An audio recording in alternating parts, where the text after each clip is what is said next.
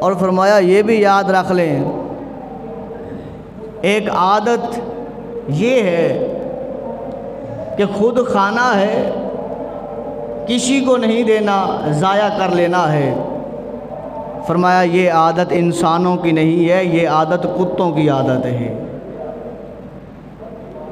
یہ بزرگان دین کہتے ہیں، آپ فرماتے ہیں جو بندہ ایک چیز اپنے لیے رکھ لیتا ہے، تسلط اس کے اوپر جما لیتا ہے کہ اس کو میں اپنے سوا، اپنی ذات کے سوا کسی کو نہ دوں، کوئی اس پر جو ہے وہ نظر نہ رکھے، کوئی اس کا میں حقدار نہیں ہے، میں اکیلا ہوں۔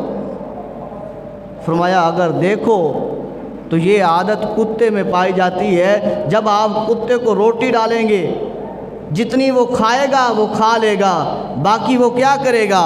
فرمایا وہ زمین میں جو ہے وہ اپنے پاؤں کے ساتھ کھڈا بنائے گا اور باقی روٹی کا حصہ جو ٹکڑا ہے اس میں ڈال دے گا، اوپر سے مٹی ڈال دے گا۔ فرمایا یہ کتے کا کام ہے۔ اگر انسان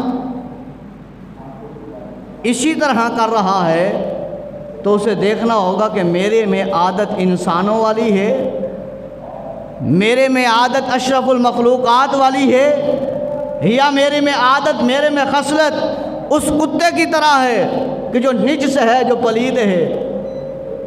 تو اس لیے فرمایا بچوں والی عادت اگر بڑے اپنا لیں کہ جو انہیں ملے اس کو بانٹ کر کھا لیں، اللہ تبارک و تعالیٰ اس نے کسی جگہ رسوا نہیں کرے گا۔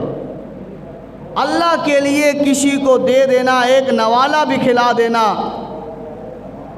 اللہ کی رضا کے لیے، تو اس بندے کے لیے اتنی خیر ہے، اتنی خیر ہے کہ وہ بندہ سوچ ہی نہیں سکتا اللہ تبارک و تعالیٰ اس کا اسے صلہ کتنا عطا کرنے والا ہے۔ یہ بندے کے وہم و گمان میں بھی نہیں آ سکتا کہ ایک لقمہ اپنی ذات کے لیے جو ہے اگر اس کو وہ بانٹ کر کھا لے تو اللہ تبارک و تعالیٰ جو اسے صلہ عطا فرمانے والا ہے، یہ بندے کے، مخلوقات کے کسی کے وہم و گمان میں بھی نہیں آ سکتا۔